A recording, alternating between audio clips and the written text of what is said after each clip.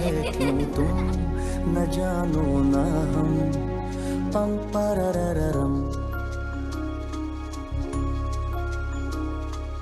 क्या पता हमें है कहानियां हैं कहानी में हम पम पररररम It kind of feels like it's a dream now because it's been such a long journey and we've come to the end of it. It's about to release and kind of feels a bit unreal. How daunting was it? Because, I mean, this is a film that's in the DNA of audiences right around the world. You know, did you worry at all about messing with a classic? Well, actually, I had no intentions of remaking Forrest Gump. It was a film I had seen in the 90s. I had loved it and it had stayed with me. But this happened quite by accident. A friend of mine who's an actor, he and I were discussing films one night and he said, "What's your favorite film?" And I said, "One of them is Forrest Gump." And we ended the night and I forgot all about it. And the next 2 weeks later, he called up and said, "I've got a script for you." I was a bit surprised because he's not a writer. I said, "You don't write?" He said, "Well, I've just given it a shot."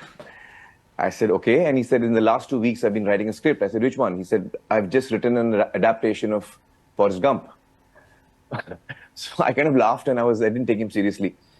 But when I finally heard his adaptation, that's when it really hit me because I could never imagine a film so deeply rooted culturally in America.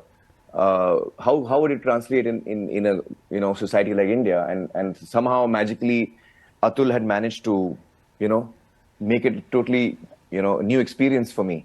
And somehow he's done it. I mean, the director said it was like doing a cover of a genuinely loved classic, and that's what it is. I mean, everyone remembers the Tom Hanks line, "Life is like a box of chocolates," and then, of course, in the original film, they weave through American history like Vietnam and Watergate. I mean, how did you do the Indian version, the Indian twists?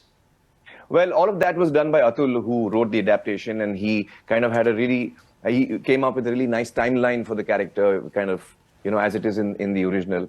And so he actually kind of, it was all in place when I had the script with me. And of course, the US, they had the Vietnam War. How did you illustrate that particular chapter in your film? Well, there's been a cross-border,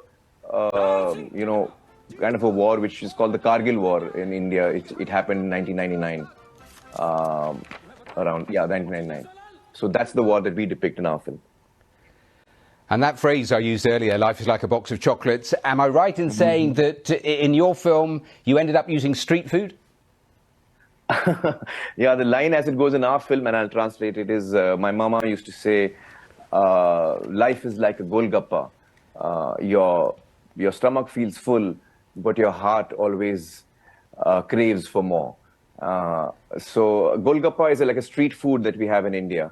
And it's very popular for being the kind of food that when you eat one, you just keep feeling eating more and more, and you don't feel like stopping. So that line is slightly different from the original, but I think it was quite well adapted by Atul. There are so many little differences like that because the train becomes the park bench. I mean, that is so Indian, isn't it?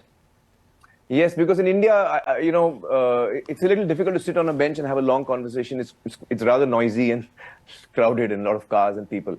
So we couldn't imagine setting it, on a bus stop. So in India, trains is actually is the most used form of transport, and it's very common for passengers to exchange stories and on a long journey, and so that's how we set that piece.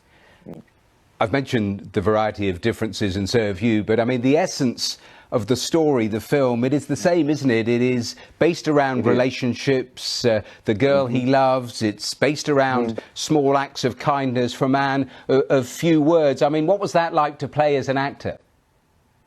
Well, what I loved about the original and why I wanted to do this film when the script came in front of me was it's the character of Lal. He's so pure of heart, so innocent, doesn't have a negative bone in him.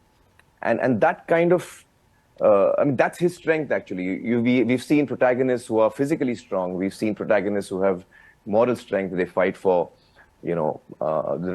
for the underprivileged. And but here is a hero who is just what he is. He's a simple guy, and his strength is his innocence, and he doesn't have to do anything. It's almost that he's so pure of heart that the universe conspires to kind of set things right for him, and therefore so many miracles happen in his life. And that's what I found fascinating. It's a film that makes you believe in miracles once again.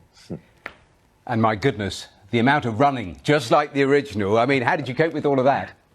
Oh, well, it was fun actually, because I got to travel across the country and I got to see parts of the country which I hadn't seen myself. And India is a huge country with a very varied kind of terrain, and it's really beautiful. And this was a chance for us to actually showcase the beauty of India. Mm-hmm.